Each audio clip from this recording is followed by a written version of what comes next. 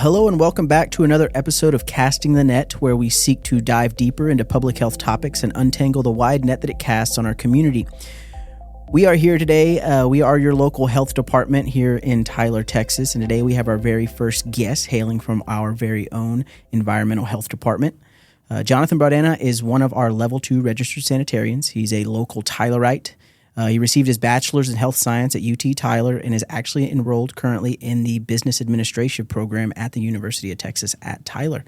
Welcome to Casting the Net, Jonathan. Oh, thank you. It's a privilege being here. I really enjoyed talking to you guys. Well, we still got to talk, but it's nice being here with you guys. So it's safe to say you're a BA? A BA? Yeah. What does that mean? Business administration. Oh, almost. Right now I'm working on my master's. I was thinking another kind of a BA, but I'm currently working on my master's in business administration, but you know, there's levels to it, so I'm still working on it. Not fully done, but it's something I want to get done here in the next couple of years. And then the date that we're recording this interview, there is another event. Oh yeah, that's about to happen. Yeah, in your life. My wife is pregnant, so till this day, you know, it's April 2nd. She is 36 weeks pregnant, so she's about to pop anytime soon. So I'm super excited. So the day that she's supposed to deliver is May 1st, but of course, you know, it could fluctuate within 2 weeks. So we just don't know exactly, but we're getting our bags prepared now. That was exciting news. I was going to put that in the intro, but I was like, I don't know if he's ready to divulge that. I was like, if so, I'll let him speak. Yeah, man, I'm excited. As a soon-to-be father, you're never ready. So exactly. That's what I've been telling everybody. I'm prepared, but I'm not ready. Like I got the nursery all like decked out, everything. Yeah. Oh, everything's officially installed. Everything's officially installed. You know, the drawers that has the clothes, the little baby wipes, diapers. You got the little cleaning kits. Get the baby diaper change station, the closet, all the clothes. But I don't know if I'm mentally ready. So in a few years, it's kind of a teaser for one of the topics of this interview.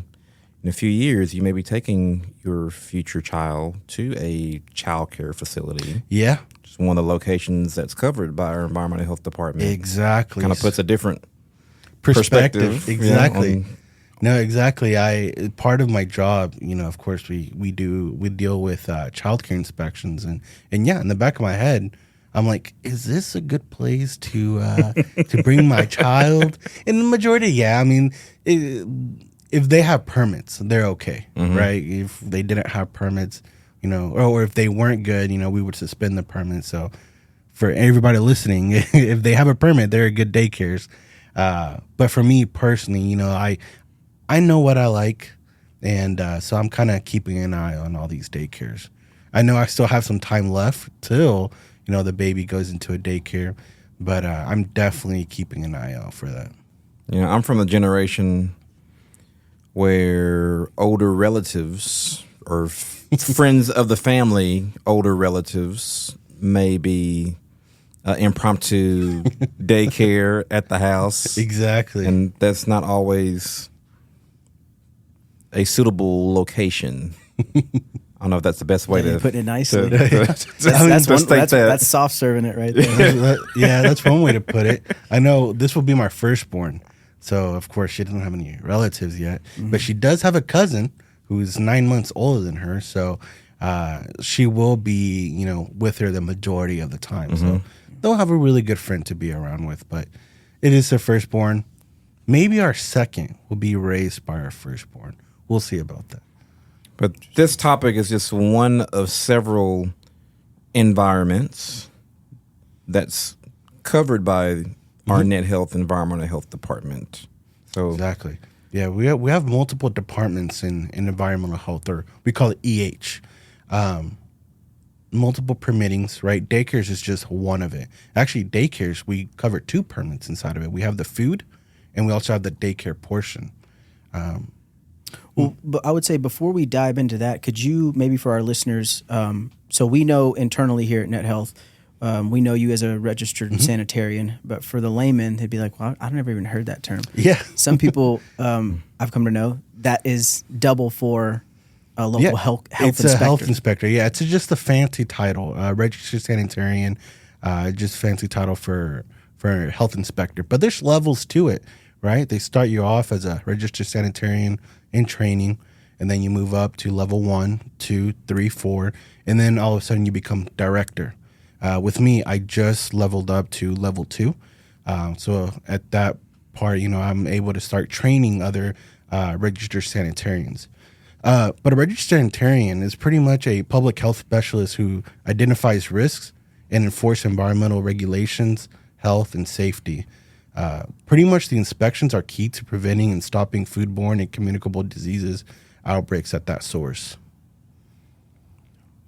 So pretty much here as a registered sanitarian for Net Health is we investigate, evaluate, and eliminate environmental conditions that pose potential threats to the public health of individual citizens, neighborhoods, and communities within the jurisdiction of Environmental Health Department, or Net Health, which here we cover Smith County and also city limits of Bullard.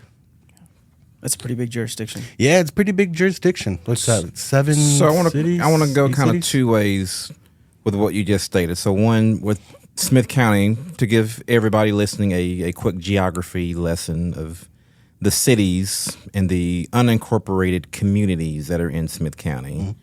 So there are technically 9 cities in Smith County. So you have Tyler, the county seat. You got Tyler, Lindale, Winona, Chapel Hill, Arp, Troop, White House, Bullard, which there's a little sliver, a little portion of Bullard that's actually in Cherokee County. But the bulk of Bullard is in Smith County. And then you have Noonday. Noonday is an actual city. And a city being they have a mayor, a city council, a formal structure of municipal government. But then that also includes Flint, which is Flint a community. And so Flint and Noonday, Gresham, they're in the same vicinity. Mm-hmm. So Gresham and Flint are communities, Noonday being the actual city. But then other community, you got Swan in the north, Owentown, Garden Valley, going on I-10. But everything that's geographically within the borders of Smith County is within your coverage area, within your jurisdiction. I think you have like a little bit of Starville over there on 271, going towards, what's that? Towards Winona. Towards Gladewater. Yeah, going towards Gladewater on 271. Mm-hmm. Yeah, one thing that Thomas and I that we learned during the pandemic is that there's a little bit of Overton that's in Smith County. Yeah. There's a little bit of Mineola that's in Smith County. Because this all goes back to where the geographic or the physical GPS location of a residence, of a business. Like you can physically be in Overton, in the city of Overton, but depending which part of Overton, you may be in Smith County, you may be in Gregg County. Mineola, you may be in Wood County, or you may be in Smith County. Yeah. Or even like addresses, right? So in Chapel Hill, I actually take care of a lot of the Chapel Hill area, and it's predominantly Tyler address down there. So it's really weird how it's all structured. So this all goes to mean that we don't make the rules. Yeah, exactly. The other aspect of what you mentioned before, of the different services that environmental health covers, where you said y'all evaluate and you inspect and you coordinate, I would like to address a myth that hopefully you can dispel. Sure. That I've heard through the grapevine. There are one of the popular general topics is that the Environmental Health Department is out to close a restaurant or to close a business, or they do kind of a secret shopper, mystery shopper. Yeah. Oh, you're jumping in right into the exciting stuff. Customer surveil. I'm a hidden customer, and then out of the blue, you take off your costume. And, aha, gotcha. I got you now. Because I mean, I think you're hitting on something so important, though. I mean, so many people, even when they think of just the health department in general, right? It's like we're so much bigger. Yeah, a lot of people get scared, when we walk into these establishments. Yeah. But by the end of the day, we're here to educate. We're educators first. So actually, believe it or not, in our office, the S word, shut down, it's actually a naughty word. It's not a good word to use. So we don't really use the word shut down. We use voluntary closure or suspend permit, but we never use shut down, especially in a report. Especially if something goes to court, we will never use the word shut down just because it's a very negative. Taboo. Yeah, it's a very negative term. But would it be safe to say your mindset, not just you, but everybody, your coworkers within the environmental health department, your mindset is not to find reasons to close a business? Correct. Yeah, we try to work with the operators as much as we can before it ever gets to that point.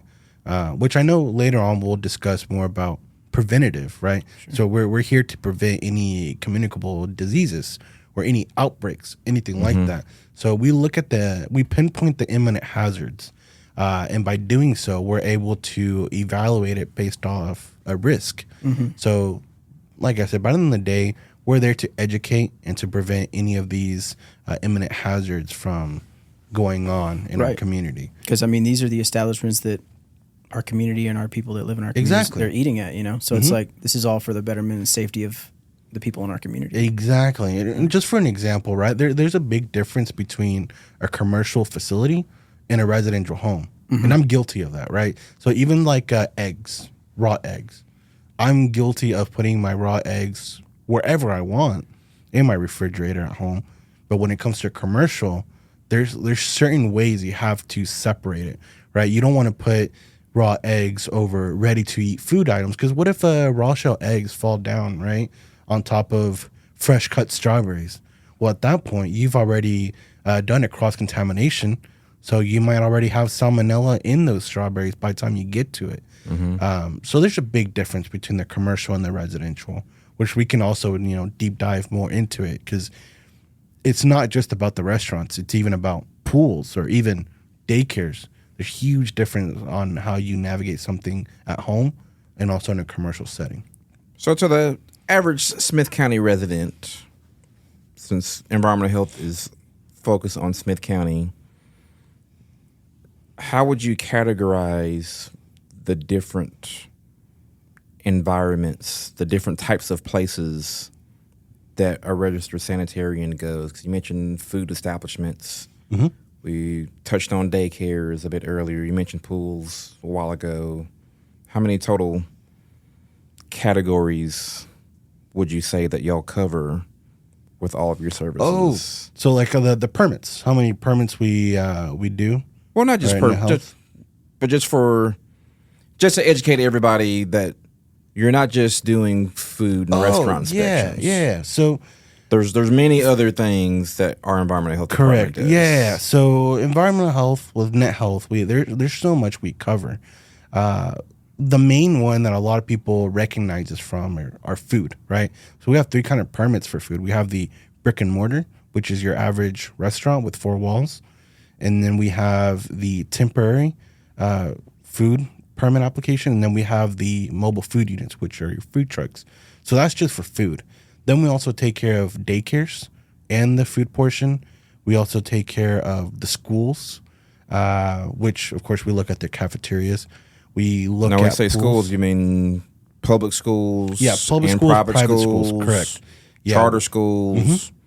So a K through 12 school. Correct. A school district. Yeah, or even colleges. But then you also do Tyler Junior College, UT Tyler, Texas College. Correct, yeah, all of them. We look at their kitchens as well, and they're all under the food permits. And then on top of that, we also do pools, right? So we look at all not the residential. We look at all the commercial pools that are not residential. So apartment complexes, hotels, HOAs, water parks. So I'm not balling like this yet, but if I had a pool in my backyard, just my family use, personal use, y'all would not. No, we wouldn't come out and inspect it at all. You don't care. about Not my that we personal don't care. pool. We'll educate But you. you a wouldn't little come to bit. inspect. It wouldn't be part of your routine. Correct. Yeah, it wouldn't be part Process. No, man, that would be way too many inspections. I mean, even my parents, they have a in-ground pool, and remember how I was telling you about difference between commercial and residential? Huge difference, right? In a commercial setting, you have to have a fully fenced in-ground pool. You need to have X amount of feet of concrete before you get into the pool.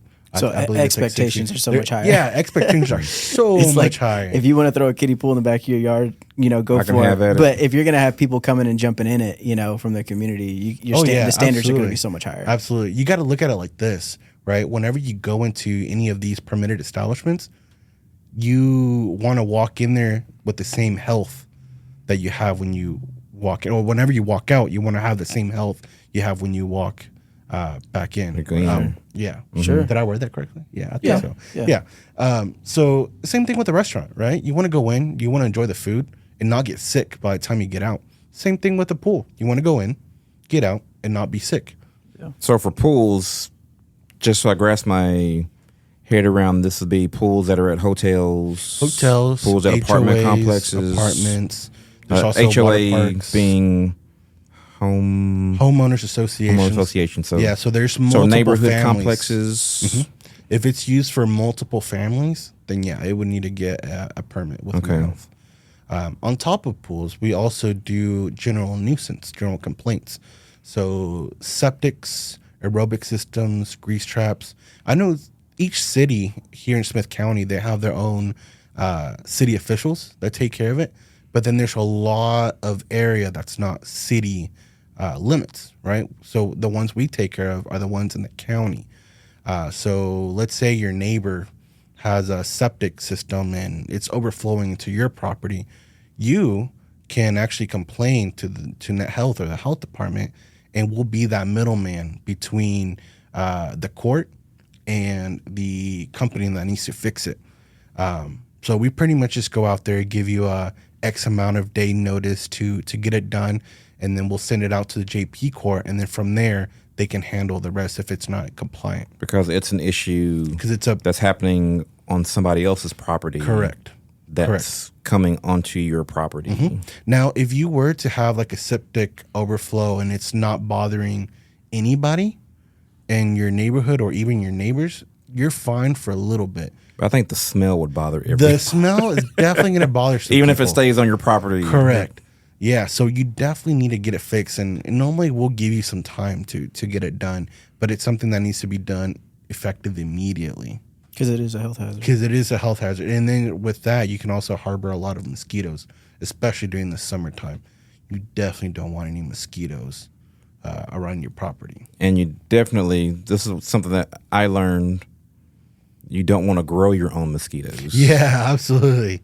You definitely You don't may not want to realize grow that your you own. may be growing your own mosquitoes on your own property. Because I remember a female mosquito can lay her eggs in a bottle cap.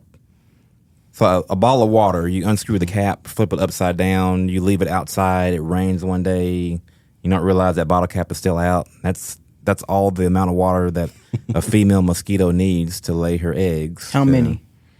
I don't know what the number is. I want to say it's hundreds of new mosquitoes that she can lay. A mosquito farm You're farming mosquitoes. in a bottle cap. Uh-huh. You hear that, folks? Pour out your still water, your stagnant still water, and get your septic systems taken care of. Exactly. That's disgusting. Yeah. But that's public health in action. So those are some of the things we look at. So even whenever I get called out for a public nuisance complaint, man, I definitely make sure I take my work boots. I have specific boots for that kind of stuff. Oh, so you don't know where you may be walking. Yeah, you have no idea. You might be what the stepping landscape on may some, be. Got your caca some boots. caca stuff. Yeah. Yeah. Ugh. For those listeners that don't know what caca is, that's poop. Yeah. Yeah, you never know what you're gonna be stepping into. Yeah. For our listeners, me and Jonathan were Hispanic, so we say caca. We say caca time. Yeah. Now, the African American individual here, I'm flashing back to my childhood a bit because I want to, pun intended, I want to dive a little bit more into pools. Yeah. Because another aspect of an environment that y'all address is splash pads, public water features. Exactly. So Splasher was its name, but I don't know if Splasher's still there at Bergfield Park. So where they have all right. I have a question. the fountain, not the fountain, but you step on a button or a pad to make the actual water shoot up. But like, is Splasher? Some have said did it used to be a seal? Is it a dolphin? I've always it's a seal. associated It's to be a a seal. seal. It's a Yeah. seal. Okay. I think it's always a seal. As a little It kid, could be. Now, I've I always want to say called there it- was a. No, I'm thinking Flipper. There was a show called Flipper. Splasher the seal. That makes sense. black They and white probably show. name it with like something with an As S. a kid, I've always named it, like, I've never called it Bergfield Park. I've always called it El Parque de la Foca, which is a seal. So I always thought it was a seal. You're probably The right. Park of the Seal. I'm the outlier Seal here. You Park. guys have been in Tyler a lot longer than I have. So. But yeah, But how there's splash pads at Faulkner Park in Tyler. Not to be confused, there's a Faulkner Park in Lindale. There's a splash pad at the playground in White House, the city park.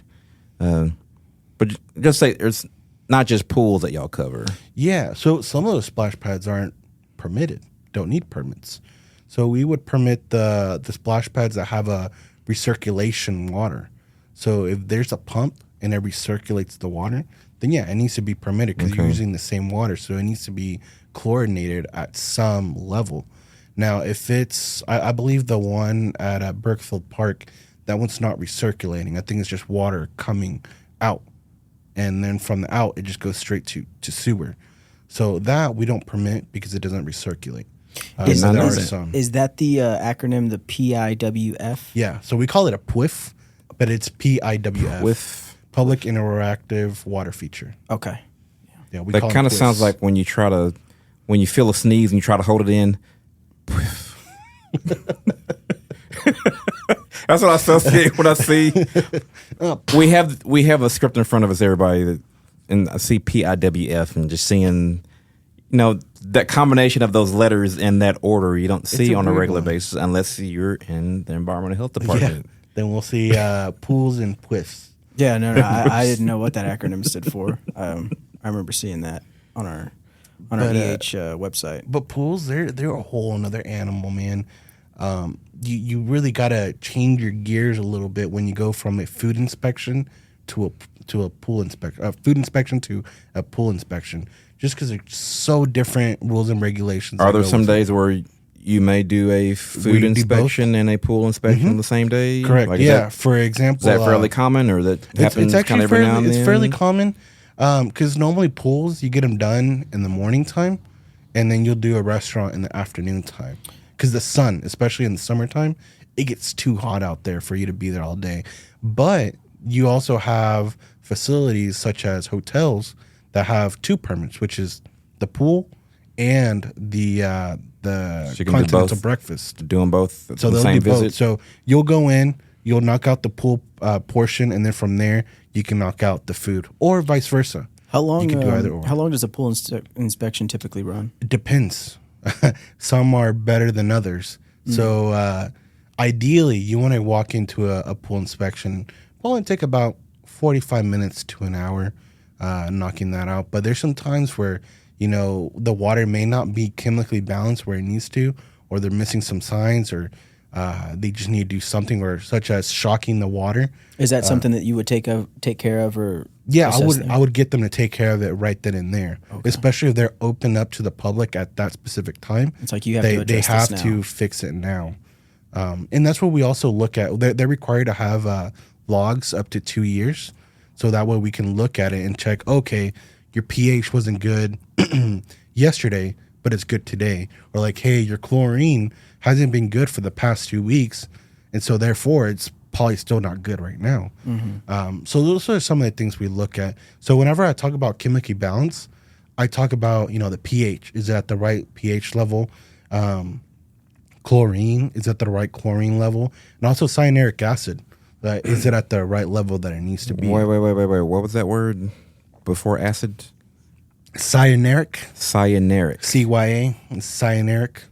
Wait, keep spelling trying to build up my Scrabble vocabulary.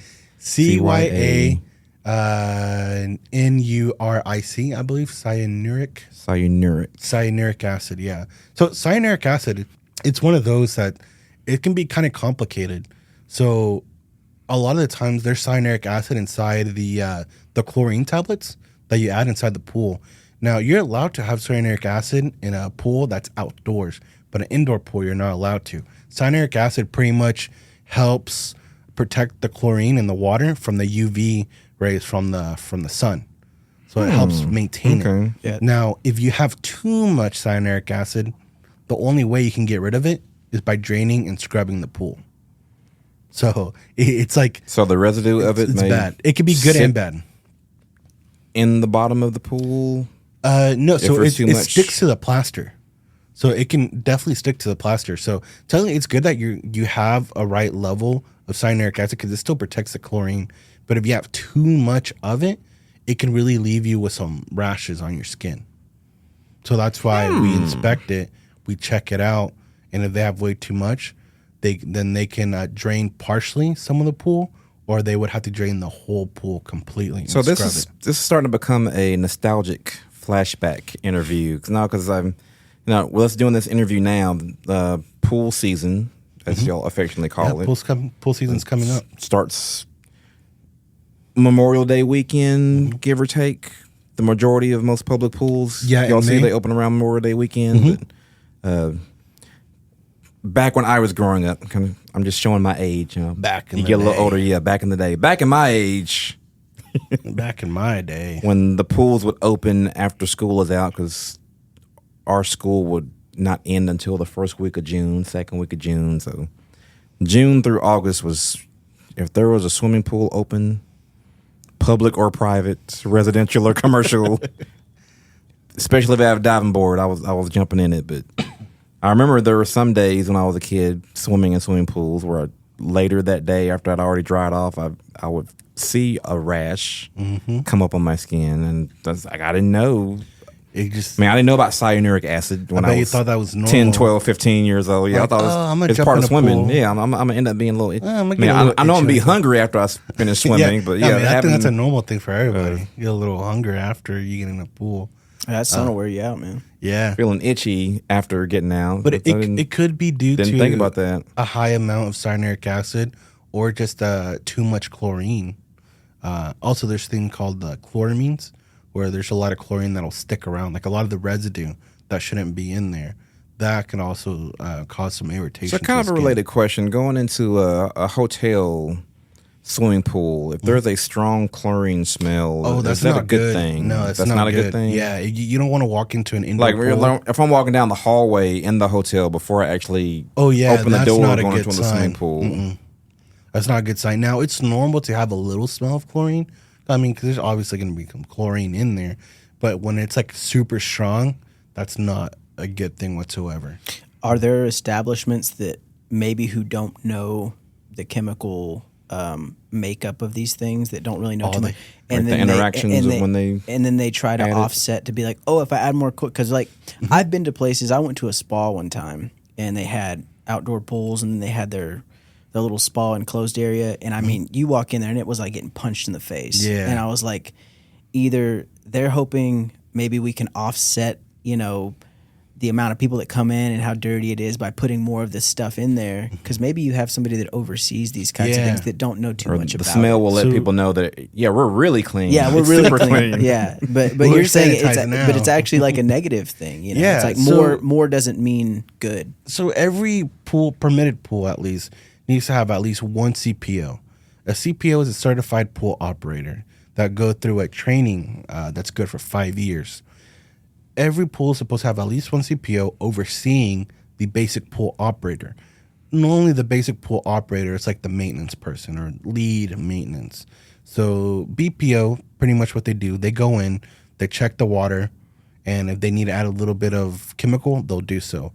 The CPO, the certified pool operator, they oversee that operation, and they will make the decision whether they need to add more chlorine, more shock, more of the cyanuric acid, whatever they need to add to put it back into the pool. And the majority of these pools, they don't change their water as often. It's normal. Most of the time, it's the same water that they have for a couple of years, due to the fact that it's very expensive to fill up your entire pool. And it's a huge process. I mean, sometimes it could take up to like a few days just to fill up a pool. So they'll use the same water. Now, if you manipulate it in a negative way to where like you're already messing up the water, and you don't know what you're doing, at that point, you might as well just drain the whole thing. It's gonna be costly, but I mean, that's what you need to do in order for you to keep the public safe. Because it's not good that you have a lot of chlorine in there. And a lot of the times, like when you walk into a pool, you can ask them for their logs. It's a public record. You can ask them for logs like, hey, has this pool been chemically balanced? But one thing I will say, like if you're going into a pool, you definitely want to make sure you read your signs. Have y'all been to a pool mean lately? the no diving sign? Yeah, the no diving, and then there's like saying the depth of which end of the pool you're at, and making Correct. sure the fence closes fully. And there's actually some new signs, pretty much saying like no pets allowed, no glass allowed in the pool yard. Yeah, I've seen those more. And there's one more that recently, says the no glass, which I would. Okay, me working for the Northeast Texas Public Health District for 12 years as of the day that this interview is occurring, that I would assume the majority of people would know not to have a glass item near a pool, because if that glass break, whether it's clear glass or whether it's green glass or blue glass, if it breaks, that glass is going to be fairly hard to see. If No, Terrence, it doesn't float. It'll just sink to the bottom. No, I mean Okay. along the outside, just walking around the pool, not even getting in. So not having a glass bottle in the that's how pool people- itself. You know that's how people think, though. that reminds What's- me of the glass. That reminds me of this meme I saw the other day. You know how like you were into wrestling, right? Stone Cold Steve Austin, how he would crush cans Oh, and yeah. Yeah. chug them. Well, this kid, he yeah. got 2 glasses of beer, like 2 Oh. bottles. 2 bottles and smashed them He together. smashed them on top of his head. I guess he and didn't there drink was the a beer, pool huh? right there. It was a funny video. But yeah, no glass allowed inside a pool because of course people are walking barefoot all the time. Right. There's also another sign that says extended breath holding activities can be dangerous. Right, so holding your breath underwater is dangerous. But I mean, those are kind of stuff that's common sense. That's right? a childhood ritual when you get into Right? a pool with friends. Or like whenever you're playing so you can hold your chicken, breath the longest. like chicken wrestling, and someone's like on top of you, and then the person at the Yeah, if bottom's you're on like the deep in bottom. water, you're like, ooh, you're just straight up in the water. There's also another one saying baby diaper changing stations when they be done within 6 feet of the pool. Who's gonna change someone's diaper, right there on the deck? But still, I mean, that's common sense. There's rules there for a reason. That means it must have happened at some point. So there's that specific example. That would be, to me, that would be a difference between a commercial pool and a residential Exactly. pool. It's like no 'cause dumping in the pool. Yeah. Well, yeah, Literally. if it's a family get together at somebody's backyard, residential pool. Oh yeah, they're gonna have glass, or they're gonna change a diaper within 6 feet. They're gonna try to see who can hold their breath the longest, right? I used to do it all the time, but technically in a commercial pool, At a public pool You're not that's allowed used to by do all that. different people. Yeah. or even diving signs, right? Obviously, you shouldn't be diving if it's 3 less feet, than 5 feet of water. 4 feet of water.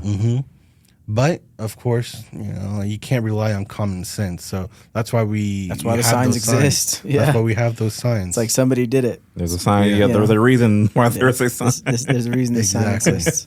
So that's why I'm saying like pools can be a whole animal itself, just because there's so many rules and regulations that don't even have to do with food.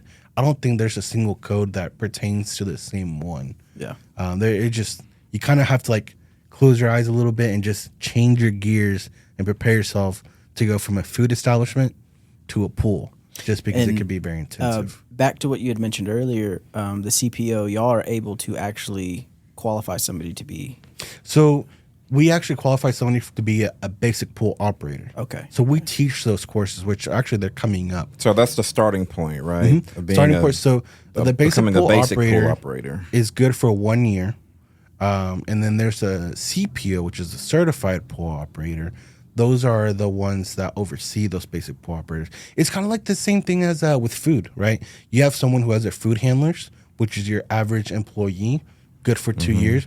And then you have your certified food managers, who is the manager itself, who's good for up to 5 years. Or they may be a kitchen manager or head chef. Exactly. Like they're in charge of the food of the little operation processing space. But those trainings, where do they go to get those trainings? That's outside of So we can teach the food handlers as long as we have at least 20 people. Same thing with the certified food managers. We can teach a course up to 20 people. Okay, so they can get both. So we can teach the certified food managers and the food handlers. It's just the thing is the way everything's working now. Everybody wants to do online, and technically it is cheaper if you just do it online too. But a lot of people do want that face-to-face experience. So we're more than happy to do a class. We just need to have the right amount of numbers to do so. Now, what about justify having one of those classes? Now, what about the basic pool operator? Are those in person? Or yeah, so those are all a in virtual person. option for those? Or those are in person? I know during the pandemic there was a virtual option, but now we're pretty much enforce everybody to come to our class. Now, we require at least there to be at least one basic pool operator per location at all time. Now, the CPO, there needs to be at least one person overseeing operations at a specific pool. So the CPO doesn't have to be there every single day, but they should be able to report within an hour or two. I forget which one. I want to make sure I'm updated on my acronym. So then you have the BPO. BPO is your basic pool operator. You have the CPO. And CPO is a certified pool operator. Do y'all have a C3PO? C3PO. I guess that's a no. No. But that's talking on inspector. But that's on this topic, and I'm starting to think of where all the hotels are in Smith County and where the pools are at hotels and HOAs. You mentioned apartment complexes. And as you start to think about them, then you're going to notice them more. Yeah. Which makes me transition now to how things were 12 years ago when I started as a Net Health employee compared to now. 12 years ago, we didn't really see that many food trucks here in Smith County. I don't know if food trucks were even a thing in Smith County 12 years ago as compared to now. It's like if there's any kind of community event, health fair, party, concert, like it's mandatory there's going to be a food truck. It's not mandatory, everybody, but it's expected that there will be a food truck. And you see food trucks everywhere. And so with food trucks, I kind of taken that department under my wing. So it's kind of like my baby in a way. So with mobile food units, it can be very tricky, right? And I tell people this, like, so before you go into it, so mobile food unit, how is that different than the term food truck? Make sure everybody gets it. So there's a food truck and a food trailer, right? So do you haul it with the truck? Is it a trailer or is it just a one whole truck? So to make it more generalized, we say mobile food unit. To cover both. Whether both. It's a trailer being there's food pulled. trucks and food trailers. Okay. Yeah, but a lot of people use the term food trucks, even though they're trailers. But to be more politically correct, we'll say mobile food units. So I'll see. There's all kinds. I'll see people pulling a trailer with a pit. Yeah, smoking barbecue. So they count as a mobile food unit. That's a mobile food unit. They might not be able to pass as an yearly, but we can at least get them straightened out with a temporary. And I'll see individuals pushing the ice cream cart at parks. Exactly. That count as a mobile food unit? A limited ice cream packaging push cart, it's still a mobile food unit.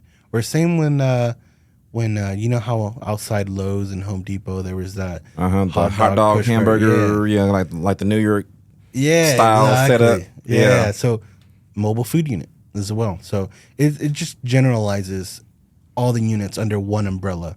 That way we're not just saying food trucks, food trailers, push cart, weenie truck. Or that's something. the category, the overall category being the mobile overall food category. Units. Correct. I got you now. Okay. So with that, mobile food units, and this is one thing I tell a lot of people, yes, a mobile food unit can be cheaper than a brick and mortar, but it's can be more intense in terms of stress and labor, just because there's a lot that goes. And then just to into update everybody, brick and mortar. This is the physical, like your these are your McDonald's, physical your Chick-fil-A, facilities. Wendy's, Correct. Whataburger. Yeah, whether it's a dine-in restaurant or a fast food restaurant or a bakery. You said 4 walls earlier. Yeah, like if they have like the 4 walls, they're considered a brick and mortar. Okay. That's what we would label those under. So you have brick and mortar, you have mobile food units, and then you have temporary setups. So But going back to what you were saying, it may be more it may not be more cost effective. yeah, to do a mobile food unit compared to a brick and mortar. Correct. Yeah, so a brick and mortar, I mean, you're looking at spending like at least minimum $100,000, right? Just to get the rent of a building or purchasing a building, and then plus furniture, plus the equipment, labor for employees. You're not just going to have getting one it employee. fully operational. Yeah, so it's going to be a lot of money. I mean, I see people going up to $1 million just spending on a restaurant. For a mobile food unit, you're not going to go that high at all. 'Cause, I mean, you're purchasing the trailer. But with that, where brick and mortar, you only have to get one permit. I mean, if you're in the city limits, yeah, you have to get a city building, or what you call a just certificate of occupancy. Yes, their CO, their certificate of occupancy. That's inside the city limits. But overall, with Net Health, you're only having to get one permit. Same thing with the mobile food unit. You have to get one permit. But here's the catch. Every single county or jurisdiction had its own health department. So let's say you decide to go to Cherokee County, right? Let's say Jacksonville. That's going to be a whole nother permit. Let's say you want to go to Palestine or inside Anderson County. That's a whole nother permit. So this is a really important point, folks. So we spoke about this on the first episode, how public health can be structured differently depending on the jurisdictional lines that you're crossing across Texas. So the way things might flow in McLennan County versus here in Smith County, it's like you're going to have to contact that local health department and ask some questions. And that's a good that's the nature of the beast. Point to bring up, that it actually becomes a good thing for you to purposely contact the health department that covers whatever city or whatever county you're wanting to operate a mobile food unit, or you're wanting to open a brick and mortar restaurant, or whether you're wanting to do this in Longview or Jacksonville or Marshall or Athens or Sulphur Springs. Because you do have food truck businesses who obviously do tours. Oh, yeah, of absolutely. Of the state. Oh, yeah, there's multiple. I mean, that even come outside the state of Texas. Yeah. That want to come to East Texas, or Tyler specifically. And they got to plan out their trip months ahead of time. Exactly. So let's use next month, the Red Dirt Festival, as an example. So that's a good example, because there's multiple vendors coming down from Texas. It's like the best barbecue vendors of Texas, right? So with them, it's a little different. Because they all have a brick and mortar that they come from, right? So we're not as harsh with them, because they already bring their food from a permitted facility. So we just ask for their permits and their inspection reports from their brick and mortar from where they're from. And so therefore it's a lot easier process for them to cook inside their pits here at the downtown. So if they're outside of Smith County, let's say whether they're in a different city in Texas, whether they're from Houston compared to somebody that's from Arkansas. It'll be a little bit easier for them, because we ask for a Texas sales tax. Now, let's say someone from Arkansas wants to come in. Or Louisiana. Outstate. They're going to have a Texas sales tax for their business. Because, of course, Uncle Sam is going to want to get his he wants to get his cut. So for us, we just want to make sure that they do have the proper paperwork. But for something like that, for let's say Red Dirt, that's what we call a temporary application, because they're only going to be here for one day, and they could be here up to 14 consecutive days if they wanted to. For example, the fair, there's people coming from all over the nation. I mean, people coming from Minnesota, coming from New York. So you're referring to the East Texas State Fair? Yeah, the East Texas. So for the September. East Texas State Fair, correct. That one, they're actually there for 10 consecutive days. So they have to get a permit for that. I believe our permit is $75 for 1 and 3 consecutive days, and $15 a day after the additional. So what if I wanted to start my own side hustle? Terrence Ates Incorporated. And you can tell I hadn't thought about the name yet. Yeah. And I want to get a food trailer, and I want to sell every Saturday. Yeah. So it's not consecutive days. Yeah. So but from that there, would still be a temporary. So that would be the next question. Do you want to sell every single Saturday for the rest of the year, or do you want to sell just every Saturday for the next 2 months? Right. So if you do it temporary, first of all, you would have to have a coordinator application ahead of time. So that takes 2 weeks. That we normally accept it within 2 weeks before you get a late fee. And for the temporary vendor, which would be yourself, we require it within 7 days. And we won't accept anything within 72 hours, so within 3 days of the event. Okay. So generally, you're allowed to have up to 12 without requiring a commissary. But if I could recommend something, I would recommend you get the yearly permit because cost effective, that one would cost you about $325 compared to the $75 every time you apply. Okay, so y'all check this out. Let me break down what Jonathan just described. So he was giving me the description, and one key phrase that you said, it would be more cost effective. Like you're trying to help me out. Yeah, I'm trying to help you out. You're looking out for me, for my business interests. Yeah. Why do you think I want to get my master's in business administration? I want to be able to help out my community as much as I can. And because, Uncle Sam's going to get his cut. Of course. Yeah, Uncle Sam always has to get his cut. And I'm not trying to help out Uncle Sam. There's one message y'all take away from this interview. Uncle Sam's going to get his cut. Uncle Sam, regardless of what you do, Uncle Sam's going to get his cut. But the different levels of how you work, how you and your coworkers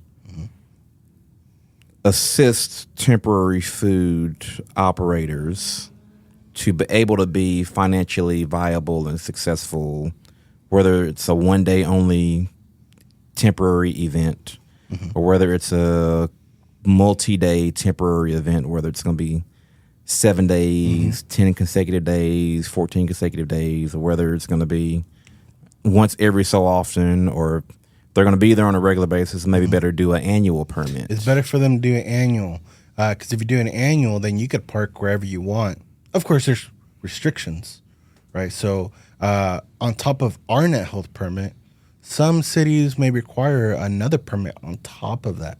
For example, City of White House, within their city limits, they require you to get a permit with them. Same thing with Lindale. If you want to park inside city limits of Lindale, they also require another permit on top of that. Inside city limits of Tyler, you're okay. But the city says if you're going to park in a city-owned property, such as a park or downtown, you have to make sure you get with the city to ask permission to do so. Because there might be events, and you definitely don't want to You can't just pull up and set up just anywhere just because you feel like it. Exactly. So there's 4 people you got to please whenever you have a yearly permit. One, obviously, Net Health Department. You got to please us. We got to have all the paperwork you need. Second is going to be the fire marshal, right? So fire marshal is going to look at your propane tank. They're going to look at your electrical. They're going to look at your generator, your extinguishers, all that good stuff, your vent hood with suppression system. And then for everybody, the fire marshal is usually a different person to contact separate from the fire department. So you contact the City of Tyler Fire Department, and we'll give you that phone number, once we cross that line. So for that, you want to make sure you give them a contact and you set up an appointment. But for the most part, it's normally the same fire marshal that will do it. And then third, we have the property management or the property owner of where you're going to be parking at. Of course, if you're going to park in front of a strip, then you want to make sure you get with the property owner because some stores may not like that there's competition right there where you're at, especially if there's like a restaurant, you have a food truck parked right in front of it, right? So you want to make sure that you have permission from them, and especially since there needs to be a restroom within 500 feet of your unit. But in some instances, there are certainly businesses that would encourage food trucks. Oh yeah, there's some that will actually pay you to come out and promote their business while selling. Yeah. if you folks listening, if y'all go on our website under our environmental health under services, and you pan over to temporary permits, it actually says on our page, it says operating a mobile food business is the most complicated type of permit to hold. Yes. It says because there is no reciprocity between jurisdictional lines, it is the responsibility of the operator to know what the local laws are in the desired location you wish to serve your food and beverages. Mm-hmm. So that's like right at the top there. Yeah. So that's kind of a big, And there's some things that you got to oversee and yourself. it's not very mainstream. I mean, everybody has different scenarios, Mm-hmm. which let me talk about that here shortly. Because the fourth thing is going to be the city in which you're parking in, right? Remember how I was telling you, city of Lindale may require this, city of Tyler might require that, White House may require this and that. And that leads on to your point. You know, it's up to the operator to do their research. Yeah, they can talk to us all day. Well, I'll give you an earful. Sure, I'll sit down with you. But by the end of the day, it's up to the operator to actually do their research and make sure they have all the adequate stuff they need to begin that business. So really taking ownership of your business, you know, taking pride in, you know, your Absolutely. own establishment. It's like Net Health and our sanitarians are here to help you to facilitate that growth, you know, and Correct. to ensure that you're doing things properly. But that ownership is I think it's a pretty key, important part. So those 4 people to please that you mentioned. So you said Health you want to make department. sure you talk with Net Health, with our environmental health department, then the city Oh, fire marshal. or the fire marshal. No, so does it need to go in that order as far as Preferred. contact environmental health first, Environmental then health the first, fire marshal, then the fire marshal. of that city, So normally or the fire marshal for Smith County, it'll be the fire marshal for the city of Tyler. for the city of Tyler. Yeah, those are the ones we'll refer them to. Okay, so if I'm a mobile food unit that wants to operate outside of the city of Tyler, then So they would still need to get with the city of Tyler if they want to get approved through Smith County. it will still go through the Correct. city of Tyler fire marshal, Correct. regardless. So if I want to set up in White House or ARP or Correct. Noonday, Now, White House may say, hey, if you want to park here, you need to get inspected from our fire marshal. They could definitely say that if they wanted to. Okay. But for us, for Net Health, if they want to get approved for Smith County, they have to go through city of Tyler fire so marshal. it's first with Net Health, then the fire marshal. Then you said third was the property owner, Property management or property owner. property owner, or wherever you want to Or set where up you want to set up in Smith County. in Smith County. And then the fourth person to The please, city. the actual city where you will be. So when you're alluding to the city, could you clarify that? Because Yeah, saying that's the city broad limit. term saying the city, Yeah. So that's the city limit. Which department of the city would you need to contact? So you can contact the Parks and Rec department. Because when you say quote unquote the city, Yeah, I mean, like city do I hall. call the police? No, not the popo. Do I call the non-emergency police? Or No, you want to get in contact with City Hall. okay, I just couldn't think of the name. But yes, the city. So depending on the city limits, whether it's within the city of Lindale, city of White House, city of Tyler, city of Chapel Hill, Flint, you want to make sure you get with a City Hall to make sure you talk to them that it's okay to park within a certain area. okay. So I know you've covered many topics of what environmental health does. That's everything, right? Not even close. No, there's so much that there's environmental health. Man, we haven't even hit general nuisance. I mean, wastewater. There's so much that goes into that as well. Daycares, there's a whole outlook on how you conduct an inspection as well. When you look at the health and safety of a child, right? Those are what we call the immunocompromised population. Same with the nursing homes. We inspect nursing homes as well, but just the food portion. Of course, you know, when it comes to immunocompromised community, there's certain foods that you are allowed and not allowed to sell. For instance, unpasteurized eggs. You're not allowed to have unpasteurized eggs inside an immunocompromised establishment and sell it undercooked, such as over easy, over medium, anything like that. Same thing with the steak, right? I love me some medium rare steak, but you can't have that at a daycare or a school or a nursing home because of it's an immunocompromised community. It would have to be. I was gonna say, is it because they can't chew it? No, because it's undercooked. No, I'm just saying. So that's why whenever you go, But it has to be cooked well done or like medium so well. I think it's up to is medium okay? well, up to 135. So that's why whenever you go to, like, let's say a steakhouse, you ever look at the menu and there's like an asterisk that has like a consumer advisory? Well, that's there for a reason.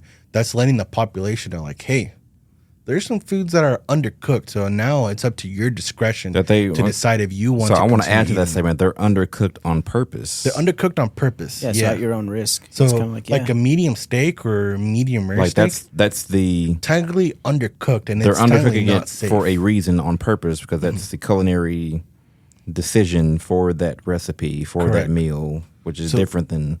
But by putting the disclaimer, it's Yeah, so if you get it's under That's sick, an informed responsibility. decision. Then it's Or on informed you. decision. right. It's like, now you so make it. I want to say that a medium rare steak is cooked like at 125, 120 degrees, something like that. Don't quote me on that. But technically, food should be at 135 or above. So at that point, that steak is no longer safe for you to eat. But as a society, we've kind of evolved to eating rare steak, rare pieces Going of tartare. meat. Yeah, exactly. Tartare. I personally don't. That's undercooked. I've actually I have tried. to have it cooked. Yeah, I can't do tartare. I've tried a Now, I like tartare, sushi. and it's all right. Oh I yeah, like sashimi. raw fish. Oh yeah, even when it comes But to raw sashimi red and meat, raw fish, yeah, just straight there's raw. I just definitely a can't. consumer advisory on that. Like whenever you go eat sushi, like when you go to some of these establishments, they'll let you know, like, hey, consuming undercooked foods can pretty much lead to health hazards, right? So you that's up to you. Enjoy You at your decide. own risk. Enjoy at your own risk, exactly. And those are some of the items that we look for in immunocompromised areas. So daycares, nursing homes, schools, definitely not allowed to have sushi, no undercooked steaks, no unpasteurized eggs. So Terrence, kind of back to when you asked, you said, "Is that all?"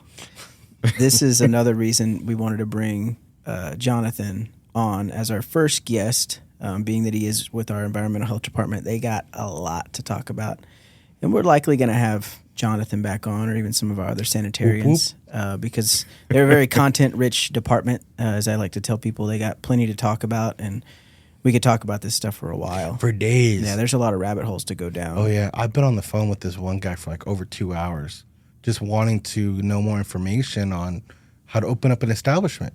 And then we just went deep down a rabbit hole. like, of how much time you information. got? Hey, you said you'll talk Exactly. somebody's ear off. I if can they talk wanted somebody's to. ears off if they want to. I mean, just call me and I'll be more than happy to talk to you. Or if you want to See, that visit could be our a new office. feature that y'all can provide as a service. Listening sessions. Yeah, listening sessions. Just call and it's like you can call that toll-free Hall & Oates number. Like, I'm not your therapist, but I'll hear you out. Sure.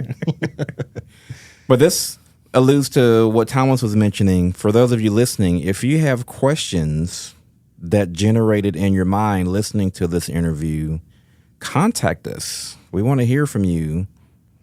A question that you may have for Jonathan or for another one of our registered sanitarians of the different environments that they coordinate, evaluate, inspect in Smith County, whether it's a mobile food unit, whether you yourself are a temporary food vendor and you're wanting to set up at a church health fair, or if it's at a weekend community event, if it's with pool season coming up soon. Yeah, if you just want to know some general regulations about a pool, the safety features, yeah, sure. For sure. Shoot us a call. Or if you want to open up your own apartment, if you got the money, sure, yeah. You start your own brick and mortar restaurant. Yeah, we will definitely be sure to put Jonathan's contact information and the EH contact information in the show notes. That way you can get linked up with our environmental health department. More specific questions regarding this episode, y'all can shoot over to our podcast email handle, just CastingtheNET at netphd.org. That's CastingtheNET at netphd.org. Yeah. You can also learn more about our environmental health department by visiting our website, mynnethealth.org. Environmental Health has a direct phone number. Yeah, so it's 903-535-0037. You could also shoot us an email at environmentalhealth@netphd.org. Again, that's environmentalhealth@netphd.org. Another way of contacting Environmental Health, you can go to our Net Health Facebook page and send a direct message. Oh, yeah. That has happened before many times. Slide in our DMs. You can It's all right. well, I wasn't going to say that. I'm trying to keep, okay, but I guess that's one way to say it. Slide in the DMs. Ask your questions. Where Thomas and I, being the public information officers for Net Health, from time to time, we will have, guess you could say, not necessarily secret shoppers, but citizen surveillance, citizens on patrol may send an email, a DM with photos of a food establishment that they visited, and and things may not be on the up and up at that location, and they want to make sure that they inform our environmental health department about what they saw, what they heard. Where there are more, you have non-paid employees. Yeah, exactly. Which is the general population. Which, if you're listening, please don't be afraid to send us, some pictures or your thoughts about specific restaurants. I mean, we'll be more than happy to hear you out. I know our admin, they take care of a lot of those complaints, which is okay. That's one way we keep a lot of these restaurants in check, right? Because we're not there every single day at these establishments. So as a general population, we would like to know, what's going on the daily basis with these establishments. I know I like to eat out. That's a good thing. But I can't catch every single restaurant every single day. Right. So if there's a complaint, please send it our way, either to direct message on Facebook or environmentalhealth@netphd.org, or simply call our phone number at 903-535-0037. But this podcast, this is one of several ways we want to get input and feedback from you, the listener, about how you can interact with each of our employees in all of the departments that we have within Net Health, because our main role is to prevent illness, to promote health, and to protect our community. So we need to hear from you so that we can better serve our community.